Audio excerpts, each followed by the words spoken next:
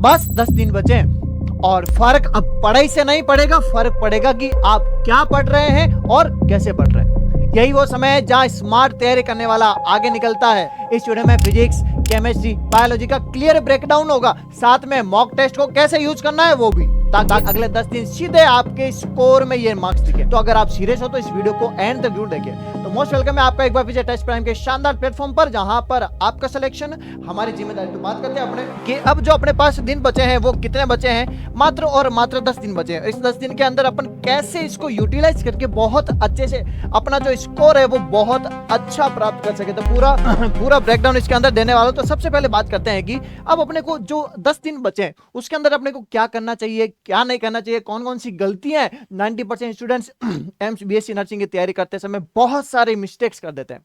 क्या मिस्टेक कर देते हैं देखना। पहला क्या करते हैं, अपने को करना क्या उसके अंदर बात करते हैं, सिर्फ अब आपको इंपॉर्टेंट टॉपिक्स का रिवीजन करना है। जो जो इंपॉर्टेंट टॉपिक्स, अब आपको तो पता लग गया होगा, आप तैयारी कर रहे हो तो पता लग गया होगा कि कौन कौन सी इंपॉर्टेंट टॉपिक्स है। तो उन इंपॉर्टेंट टॉपिक्स को बार बार रिवीजन करना है। पहला, रिवीजन पे जोर देना है ना। दूसरी बात, एनसीईआरटी पर बहुत ज्यादा फोकस रहना है। फिजिक्स को छोड़ के दोनों एनसीईआरटी पर आपको फोकस रहना है। फिजिक्स की एनसीईआरटी क्यों नहीं, फिजिक्स की एनसीईआरटी को हाथ नहीं लगाना। फिजिक्स के लिए सिर्फ आप क्या करो, जो आपके नोट्स हैं वो आप नोट्स क्या करो, जल्दी से जल्दी रिवाइज करो। तो बात करते हैं अगर कि डेली एमसीक्यू प्रैक्टिस करें। मेरे को कमेंट बॉक्स में बताओ कि आपने मॉक टेस्ट की तैयारी स्टार्ट की है कि नहीं की है, क्योंकि सबसे ज्यादा जरूरी क्या है, जितने ज्यादा एमसीक्यू प्रैक्टिस करोगे उतने ज्यादा आपके सक्सेस के चांस बढ़ेंगे।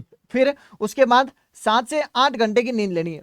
ज्यादा अगर जितना दिमाग को रिलैक्स रखोगे, 7-8 घंटे की प्रॉपर नींद होगी, उसके बाद ही आपका क्या होगा, अब इस समय आपको बहुत अच्छे से नींद लेनी पड़ेगी। तो करना क्या है, कोई भी नवा चैप्टर या नया चैप्टर स्टार्ट नहीं करना है। जो आपने पढ़ लिया है वही आपको बार बार रिवाइज करना। ऐसा नहीं है कि मैंने वो फिजिक्स का पूरा रोटेशनल नहीं पढ़ा था और पढ़ा ही नहीं, अब मैं पढ़ लेता हूं, तो ये गलती बिल्कुल मत करना। फिर दूसरों से कंपेयर करते हैं कि मेरी उसकी प्रिपरेशन मेरी प्रिपरेशन से बहुत कम है, ज्यादा, ऐसा नहीं करना है।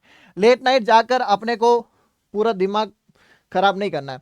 फिर क्या करना है, बहुत लंबे लंबे वीडियोस, पूरे ये शॉर्ट वीडियोस वगैरह बिल्कुल नहीं देखना है। ठीक है।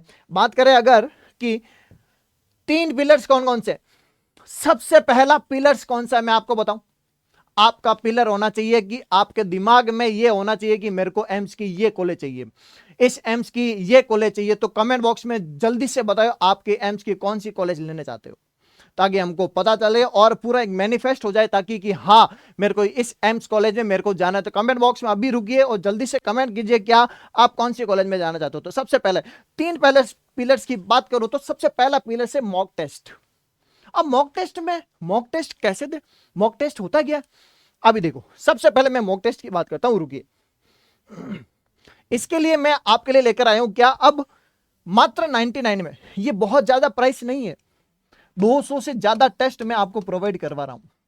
200 से ज्यादा टेस्ट जिसके अंदर पीवाईक्यू, पूरा फॉर्मूला बेस, कंटेंट बेस, पूरा कॉन्सेप्चुअल, वो जो क्वेश्चन आ सकते हैं 100% पॉसिबिलिटी के साथ, वो मैंने आपको इसके अंदर दे दिए हैं। फिजिक्स के, केमिस्ट्री के, बायोलॉजी के और जीके के पूरे मिला के कितने हैं, 200 से ज्यादा टेस्ट है। ठीक है जी। तो मिलेंगे कहां पर, आपको मिलेंगे जे एकेडमी की एप्लीकेशन पे। तो यहां पर जाके आप अपना पूरा मॉक टेस्ट बहुत अच्छे से दे सकते हो। तो बात करें अगर सेकंड पिलर की, तो सेकंड पिलर कौन सा है आपका, सेकंड पिलर है आपका रिवीजन, रिवीजन, रिवीजन। कुछ भी नहीं करना है, आंख बंद करके यही भरोसा करना है कि मेरे को अब रिवीजन करना है। जो पढ़ा है वापस पढ़ना है, जो आ रहा हो बहुत मजबूत करना है। रिवीजन सिर्फ एनसीईआरटी और जो बेस नोट्स है उनके पढ़े और शॉर्ट ट्रिक्स के साथ पढ़े। अगर आप फिजिक्स के शॉर्ट नोट्स चाहते हो तो कमेंट बॉक्स में जरूर बताएं, ताकि जो कंटेंट राइटर है वो आपके लिए शॉर्ट नोट्स प्रोवाइड करवा सके। कहां प्रोवाइड कराएंगे शॉर्ट नोट्स, आपके शॉर्ट नोट्स प्रोवाइड करेंगे आपके टेस्ट प्राइम के इस टेलीग्राम चैनल पर। शॉर्ट नोट्स और इसके अंदर क्लास की पीडीएफ, इंपॉर्टेंट फॉर्मूला शीट और भी बहुत कुछ जो आपके लिए बहुत ज्यादा इंपॉर्टेंट है, वो सारा सब कुछ कहां मिलेगा, टेस्ट प्राइम के शानदार चैनल पर। ठीक है जी। नेक्स्ट बात करें कि अब प्रीवियस ईयर क्वेश्चन, ताकि आपको पता चल जाए कि कौन से क्वेश्चन आने वाले हैं, कौन सा प्रेडिक्शन है, किस टाइप के क्वेश्चन आते हैं, किस टाइप की अपनी तैयारी कैसी है, क्वेश्चन कैसे पूछ रहे हैं, ये सारा सब कुछ पता चल जाएगा पीवाईक्यू से। प्रीवियस ईयर क्वेश्चन प्रैक्टिस करें, टॉपिक वाइज प्रैक्टिस करें कि इस टॉपिक के ऐसे आएंगे, इस टॉपिक के ऐसे आएंगे, ठीक है। और जो स्केड्यूल लेने वाला आपका, वो जो आइडियल शेड्यूल बना लेना। अब ऐसा नहीं है कि अरे ऐसे कैसे बनाए, नहीं, बिल्कुल आदर्श के फॉर्म में, आइडियल के फॉर्म में अब आपको आना पड़ेगा। अब जो अंतिम समय, उसमें आपको यही करना है। कैसे करना है? जल्दी उठिए, 10 से 6 बजे से 10 बजे तक बायोलॉजी केमिस्ट्री का रिवीजन कीजिए, ठीक है। उसके बाद afternoon full syllabus mock test दीजिए, बहुत अच्छे से मॉक टेस्ट दीजिए। कहाँ देना है मैंने आपको बता दिया, और अगर आपके पास हो तो वो भी दे सकते हो, कोई समस्या नहीं है, ठीक है। इवनिंग में क्या करो, टेस्ट का एनालिसिस करो, ताकि आपको पता चले कि मेरे को इस टेस्ट में ये गलतियां हुई, इस टेस्ट के इस टॉपिक में मेरे को हर बार नंबर कम आ रहे या मार्क्स कर रहे, तो वो आपको टेस्ट एनालिसिस हो जाएगा। और नाइट में क्या करो, फॉर्मूला शीट और जो शॉर्ट नोट्स का क्या करो, क्विक रिवीजन करो। शॉर्ट नोट्स चाहिए तो मेरे को बता देना, मैं आपको प्रोवाइड करवा दूंगा जी।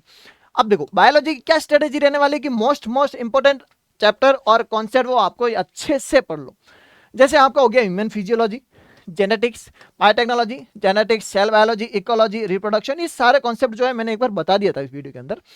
तो अब क्या करना है, एनसीईआरटी को लाइन बाय लाइन पढ़ो, सभी डायग्राम और टेबल्स को बहुत अच्छे से पढ़ना है, टेबल और डायग्राम, क्योंकि होता क्या है कि अपन इनको डायरेक्ट तो ध्यान से पढ़ते नहीं है और सवाल इनमें से डायरेक्ट आ जाता है। अपने को क्या लगता है कि इसमें से सवाल आते नहीं है, बट आता है। और डेली पीवाईक्यू को सॉल्व करना ही करना है, किसके, बायोलॉजी के। अगर मैं बात करूं किसकी, केमिस्ट्री की, तो कि सर केमिस्ट्री का क्या करें, केमिस्ट्री के अंदर तो 3 पार्ट है। हमारा जो ये ऑर्गेनिक वाला पार्ट है वो तो कमजोर है, इनऑर्गेनिक मजबूत है, फिजिकल थोड़ा थोड़ा ठीक है। तो अब क्या करें, अब आपको जो करना है वो सबसे पहले इनऑर्गेनिक केमिस्ट्री उठाओ, उसमें से एनसीईआरटी को क्या करो, रिवीजन पर जोड़ दो, पीरियोडिक टेंस, एक्सेप्शन को बहुत अच्छे से रट ले में, क्योंकि क्या होता है डायरेक्ट सवाल आ जाते हैं इसके अंदर जी। ऑर्गेनिक केमिस्ट्री की क्या करोगे, सभी इंपॉर्टेंट रिएक्शन को बार बार लिख लिख कर याद करें, जो आपको याद है फिर भी लिख कर याद करनी है, ताकि क्या हो जाए, पूरा कॉन्सेप्ट क्लियर हो जाए और एवरीडे केमिस्ट्री बिल्कुल ना भूले। फिजिकल केमिस्ट्री के अंदर क्या करना है, फॉर्मूला रिवीजन करो और डायरेक्ट न्यूमेरिकल प्रैक्टिस करो, क्योंकि फॉर्मूला का रिवीजन करोगे तो मैक्सिमम क्वेश्चन फॉर्मूला बेस आते हैं। अगर आप फॉर्मूला भूल गए, कॉन्सेप्ट भले कितने ही अच्छे से याद हो, क्या मतलब होगा फिर, ठीक। नेक्स्ट बात करें कि फिजिक्स की स्ट्रेटेजी क्या रहने वाली, ऐसा क्या करेंगे फिजिक्स के अंदर भी बता दीजिए। तो फिजिक्स के अंदर अब जो इन 10 दिनों के अंदर है, वो 90% बच्चा गलती ये करता है कि अब बस पढ़ने बैठ जाता है, पढ़ा पढ़ा पढ़ा पढ़ा पढ़ा पढ़ा। ऐसा बिल्कुल नहीं करना है। तो अब इस स्ट्रेटेजी रहने वाली क्या, मैकेनिक्स उठाइए, मॉडर्न फिजिक्स उठाइए, ये सबसे ज्यादा स्कोरिंग चैप्टर है, पूरा टॉपिक स्कोरिंग है। करंट, इलेक्ट्रिसिटी, इलेक्ट्रोस्टैटिक, सेमीकंडक्टर, बहुत अच्छे से रखना है इसको। पहले फॉर्मूला शीट का रिवीजन करें, फॉर्मूला शीट मैंने टेलीग्राम पे अवेलेबल करवा दी है। 11th की भी अगर चाहते हो तो कमेंट बॉक्स में जरूर बताएं। 12th वाली मैंने पूरी बना के आपको प्रोवाइड करवा दी है, 11th की भी मैं करवा दूंगा 1-2 दिन के अंदर। डेली के डेली 30 से 40 एमसीक्यू सॉल्व करने का टारगेट रखे कि मेरे को कम से कम फिजिक्स के 40 एमसीक्यू सॉल्व करने ही करने हैं। अगर आप इस चैलेंज को लेते हो तो कमेंट बॉक्स में जरूर बताएं, क्या yes I can do it. ताकि लिखने से क्या होगा, ताकि आपको ये दिमाग में सिग्नल जाएगा कि हाँ मैंने भैया से प्रॉमिस किया था तो मेरे को ये करना ही पड़ेगा। तो आपको दिमाग बार बार आपको सिग्नल देगा कि नहीं आपको पीवाईक्यू प्रैक्टिस करनी है, पीवाईक्यू प्रैक्टिस करनी है जी। और सिर्फ इस पर निर्भर नहीं रहना, कॉन्सेप्ट भी मजबूत रखना है। ये हो गया आपके सब्जेक्ट वाइज स्ट्रेटजी। बात करें अगर तो क्या सर जीके भी तो है, उसका क्या करें, कुछ नहीं करना है। लास्ट 6 मंथ करंट अफेयर्स का अच्छे से याद करो और जो अवार्ड्स है उस पर ध्यान दो। इंपॉर्टेंट डेट्स क्या है, वो इंपॉर्टेंट डेज उन पर ध्यान देना है। Health programmes, basic maths, logical English और थोड़ा जो रेगुलर आपने थोड़ा सा पढ़ा तो उससे हो जाएगा। अगर बात करें मॉक टेस्ट देना, आपको बताया फिक्स और रिवाइज करना है, आइडेंटिफाई अपनी कमियों को सुधारना है, एरर की गलतियों की नोटबुक बनानी है, ताकि आपको पता चले क्या पता चले कि मेरी गलतियां कहाँ हो रही है। मॉक टेस्ट दिया, एग्जाम दिया और फिर पता चला कि हाँ ये टॉपिक मेरा बार बार गलत हो रहा है, तो उस लिस्ट में आपको क्या करना है, वो लिखना है कि ये टॉपिक मेरे से गलत हो रहा है। तो नेक्स्ट बात करें कि एग्जाम के दिन क्या करना है। अब देखना ढंग से, तारीख आ गई सर 27 तारीख, अब एग्जाम के दिन एग्जाम से पहले क्या करना है, भरपूर बहुत अच्छे से नींद लेनी, टेंशन नहीं लेना कि क्या होगा क्या नहीं होगा, छोड़ो उसको, भरपूर नींद लेवे बहुत अच्छे से, सेंटर पर टाइम से पहुंच जाए। ऐसा नहीं है कि 1 घंटे पहले बंद होगा तो हम 1 घंटे 10 मिनट पहले पहुंच जाए, 10 मिनट का गैप नहीं रखना, मैक्सिमम टू मैक्सिमम। एग्जाम मान लो अगर 10 से स्टार्ट है तो 8 बजे आपको सेंटर पर पहुंच जाना ही पहुंच जाना। क्लियर? कोई भी किसी से सिलेबस डिस्कस नहीं करे कि मैंने इतना पढ़ा वगैरह, कुछ नहीं। अच्छे से नींद लेनी है, सेंटर पर टाइम से पहुंचना है और बिल्कुल रिलैक्स लेना है कि हाँ जो मैंने पढ़ा है वो, और कॉन्फिडेंस दिखाना है कि जो मैंने पढ़ा है वो बहुत अच्छे से पढ़ा है और जो होगा वो बहुत अच्छे से होगा। इस बात पर कमेंट बॉक्स में एक बिल्कुल अपने लिए ऑल इज वेल लिख दीजिए। एग्जाम के ड्यूरिंग एग्जाम क्या करना है, देखो टफ क्वेश्चन को देखते ही घबराना नहीं है। अगर दिमाग में अगर आपने टफ क्वेश्चन आ गया आपको लगाओ, हालांकि वो नहीं होगा, फिर भी अगर आपको लग रहा है कि ये टफ, तो उसको एक बार क्या करो, छोड़ दीजिए, एक बार के लिए स्किप करो। ज्यादा से ज्यादा पहले इजी क्वेश्चन पर ध्यान दो, फिर तुक्का वाले ट्रिक मत बनाना। टाइम मैनेजमेंट का बहुत अच्छे से ध्यान रखें और बहुत अच्छे से क्या करो, कॉन्फिडेंस को बहुत अच्छे से तैयार मजबूत करो। तो ये था पूरा कॉन्सेप्ट किसका, मतलब 10 दिन की पूरी सिलेक्शन स्ट्रेटेजी का। तो अगर आप तैयार है इस चैलेंज को लेने के लिए तो कमेंट बॉक्स में जरूर यस टाइप करें। और तो मिलते हैं किसी नेक्स्ट सेशन में, तब तक पढ़ते रहिए, मचाते रहिए।